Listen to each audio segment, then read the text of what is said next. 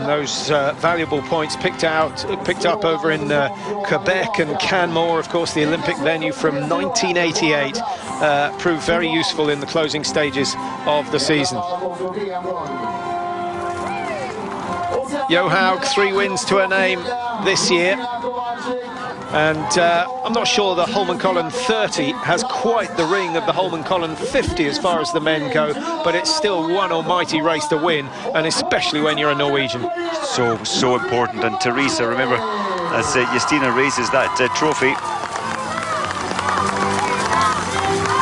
So she has yet another one to add to her sizable collection already.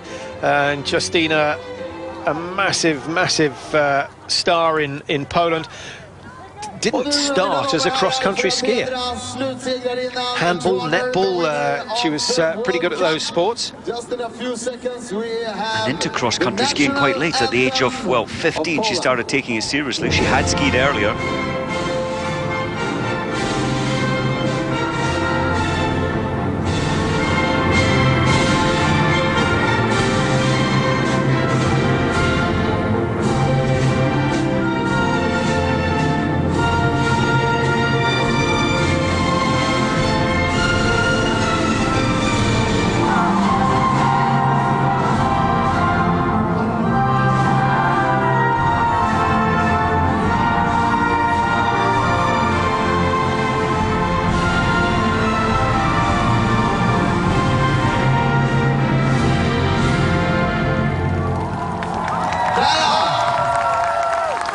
Justina is the best, say the flags in the crowd, and she certainly was this year.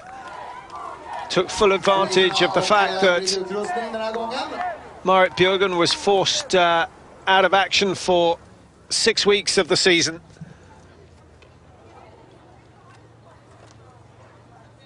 I wonder what her priority will be next year. Will it be for the overall yet again, or will she decide that she definitely needs some Olympic gold to go in that trophy cabinet? I think she'll be going for the Tour de Ski again, which kicks off, what, on the 28th of December, the Tour de Ski. The same form as this year, there's less racing, and Justina, again, I'm sure will be going for that. She'll be going for the medals at the Olympic Games. Disappointed with Val di Fiemme this year. She'll want to make up for that next year. Kieken Randall on the right of your screen, the sprint champion for this year, and I guess that's what she'll have her eyes set on for next season, taking the Olympic title over the shorter 1,200-metre distance. She's certainly got the power, but she's brought with her a very strong American team, and I'm pretty sure, Mike, that Kieken Randall's attitude and her abilities has helped the likes of Jessica Diggins develop. There's a huge energy, isn't there? There's Elizabeth Stephen, Brooks, Diggins, and the relay 4th this year. I missed that. Well, it's a good thing Therese Johaug isn't a biathlete, because that was way off target and landed behind the banners amongst the athletes, not in the crowd. Oops. And Therese, remember when she took her first win when she was only, what, 18-year-old in Sapporo at the World Champ? She said, oh, I'm only going to be around for a couple of years. I'll get my little bit of fame, but then I'm going into my own fashion and design. But she loves it now, and I think Therese Johaug will be here a long time. So from the women's score to the men's, remember Kowalczyk was over 2,000 points. It's been a much harder fought battle in the men's, with Petter Northug out on top, but he had to wait until the final day of the season to be able to tie it up. He was only 80 points clear at the start of today. He finishes the season 180 points clear, which is slightly misleading because it was a much tighter season than that. Just coming to his best form at the end, and it paid off. He saw a chance, he saw some hope, and especially when he won in Drammen. And then Gjerdalen, I think, helped him so much in the 50-kilometre, because Northug looked dead on his feet at that point.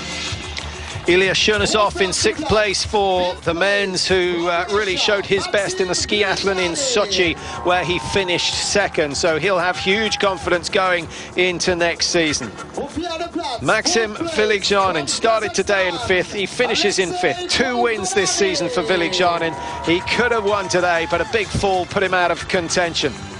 Polteranen, an absolute classic genius, and he will certainly be looking for medals next year. 4 victories, in fact, for Polteranen this year. Dario Colonia, the defending champion, has to settle for 3rd, having been out-sprinted today by Legkov of Russia. Will he be upset? Well, like all these men, he's interested in winning and nothing else. Alexander Legkov, great strength. It wasn't long into the season.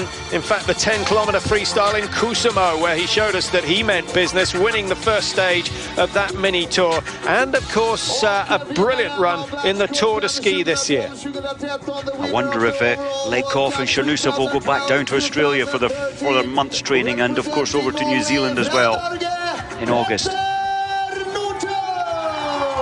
But the number 1, once again, having won the title in 2010, it's taken a few seasons to get back to the top of the podium.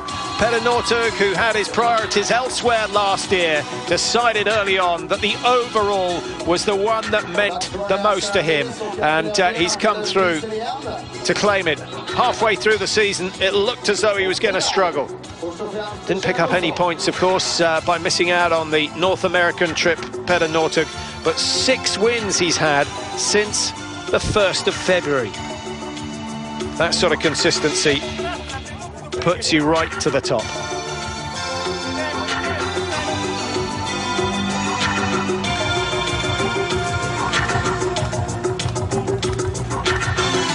Well, looking at the top 6, Mike, you'd have thought this season had been all about the Russians. It's looking good for them, isn't it? Sochi, they certainly have got momentum. They want to become even more famous back home, and a lot of money at stake as well. What about the relationship between Colonia and Northug?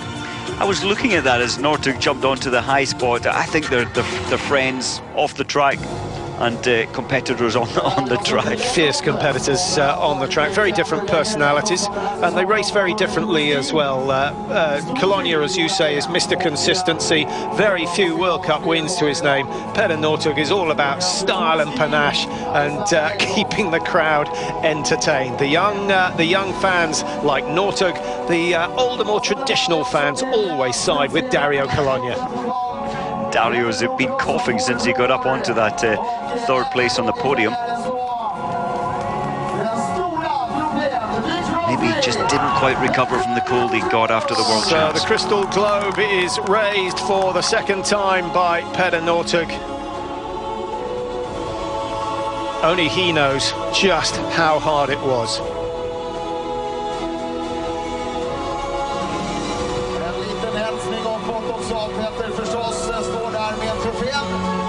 30 races in all. He's won 9 of them.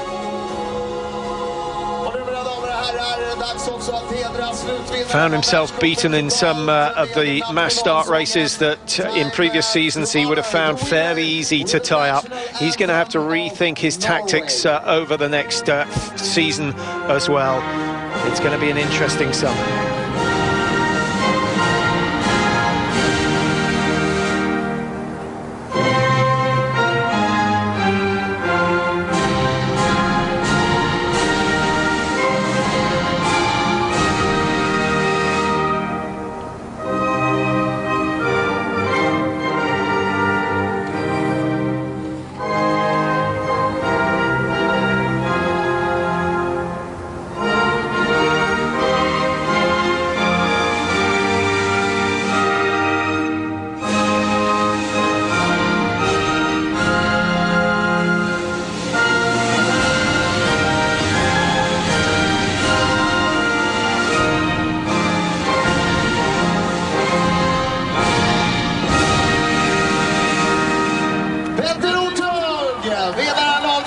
Just a hint and a glint of a tear in the eye of Petter Northug. Even a man as hard as him finds these sort of occasions emotional. A brilliant season for Petter Northug, and I think his fame will just grow and grow over the next few months. Time for a few photos. That wraps it up for the season. It's been brilliant. Thanks for all your company throughout the Tour de Ski. Particularly enjoyable this year with the strength of Legkov in those final stages.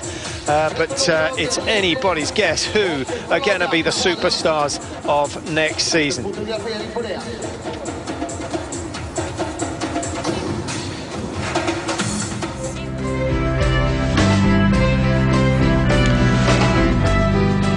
So Petter Northug with the luxury of a 30-second cushion at the start of today. He hasn't done everything right this season, but he got it absolutely right today to wrap up the title. We'll leave you with just a few pictures of the action and the crowd from here in Falun. And once again, a thanks to Mike Dixon for his company throughout the season, and especially to you for watching all the way through. And we'll look forward to your company next November. Goodbye from Falun.